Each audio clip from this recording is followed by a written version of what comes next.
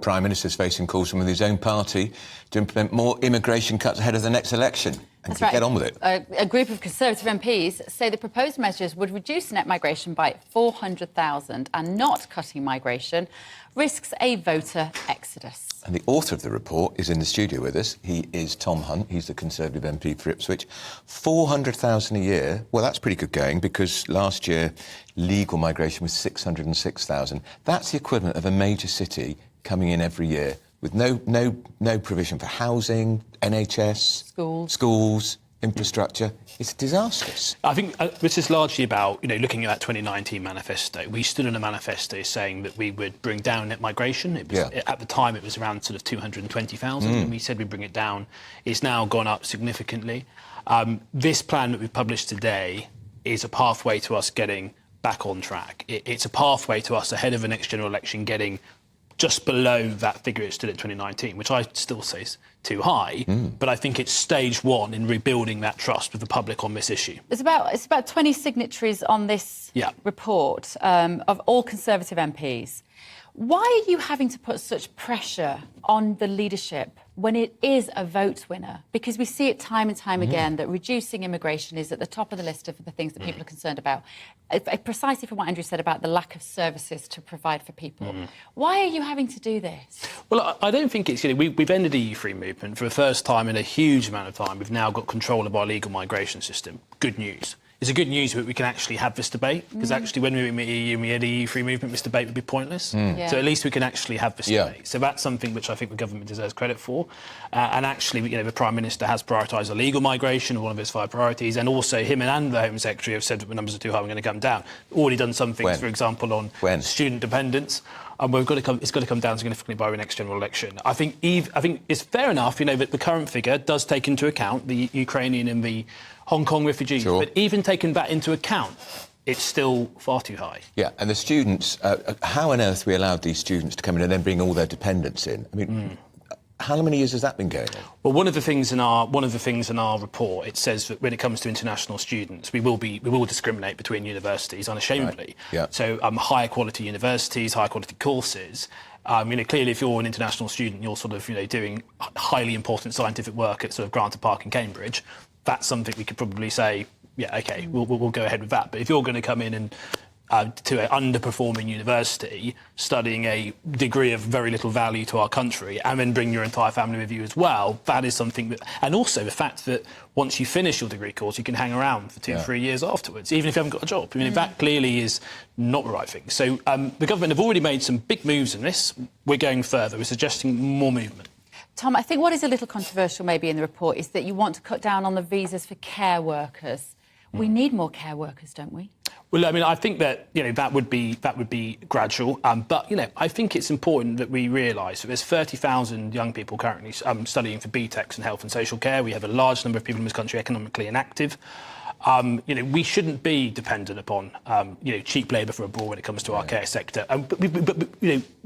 We have to address some fundamental points about our education system. Why has it failed so dramatically to fill so many skill shortages? That we are dependent upon cheap labour from abroad. So, what the government suggested on student dependence, it would be done maybe slightly gradually, but it does need to happen. It does need to happen. That visa was an income threshold far lower than the average income threshold for coming to the country, was introduced on a temporary basis during the pandemic. We're just bringing that to an end. If the Prime Minister and the Home Secretary don't get to grips with this immigration issue, I think it's terminal for the Conservative Party at the next election. No, the New Conservative group, we're called New Conservatives because we are literally New Conservatives. We're Conservatives elected in 2017 and 2019 after that Brexit referendum. Many of us represent constituencies that were never previously represented by Conservative MPs. And to many of those voters, immigration is a number 1 or number 2 issue. It's a huge issue for them.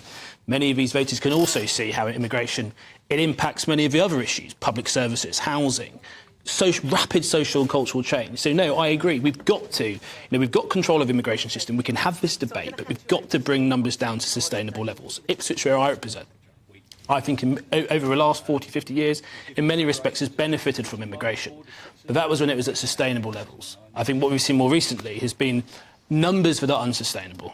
And that's a shame. We want to benefit from immigration at sustainable levels, but at managed levels. And what we've seen, I think, and it was ushered in by the last Labour government, we need to be more robust and pushing back about what was introduced by the last Labour government. Your constituency of Ipswich, what does your Labour opposition feel about this? Well, I know what he feels about illegal migration. We've got a hotel in the town centre in Ipswich filled up with illegal migrants. My opponent... They crossed the channel. Who illegally entered this country via a safe country, which is called France. Yes. My Labour opponent, before he was elected, made multiple trips to the Calais camp where he appeared to be actively encouraging illegal migration. Recently, we had a protest against the use of the hotel. He went to the counter-protest. So this is Jack Abbott? That's his name, with a huge megaphone, surrounded by a load of people with sort of banners to equivalent of all borders are racist. So this is... and ultimately, I do get frustrated that, over the last decade, the Conservative Party haven't done more on this issue, but I still get up, I still knock on doors, and I will always tell people to vote Conservative, because the alternative, the Labour Party, we may as well just give up, frankly. Yeah. If the Labour Party get in on this issue, we may as well just give up on illegal migration, but also on legal migration as well. What's the response from Number 10 and ministers to this report, Tom? What have they said to you? Well, I think the sort of the Home Office on this issue, I think they'd agree with a large amount of it, and I think so will Number 10. The Home Secretary would certainly agree with it. What's ever so slightly frustrating is I think it's healthy that this debate's going on in the Conservative Party. I think it's healthy that we're having that debate. These are 12 proposals that are I think good proposals. And sometimes in the media this has sort of been written up as a blow to the Prime Minister and everything else. It's certainly not. We are supporters of the Prime Minister. Yeah. I backed the Prime Minister to become Prime Minister.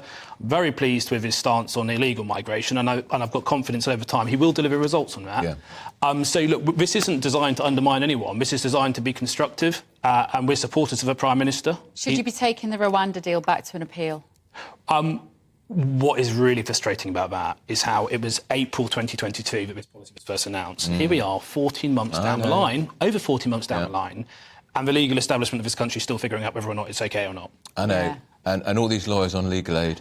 Yeah. But however, important to note, appeal court, Lord Chief Justice agreed with the government. He did. And also, it wasn't like the appeal court was saying per se Rwanda is an inappropriate, wrong country. It was a technicality. It was a technicality. They didn't say it was an unsafe country. They were all concerned that there were not enough assurances that some of the people would be sent back to countries which they allegedly fled from to escape terror. Yeah. Except I don't think many of them did flee terror. I think most of them are economic migrants. Well, they've all come from France, so by default they are, because they haven't applied for asylum in the first safe country. And that is a key point to note.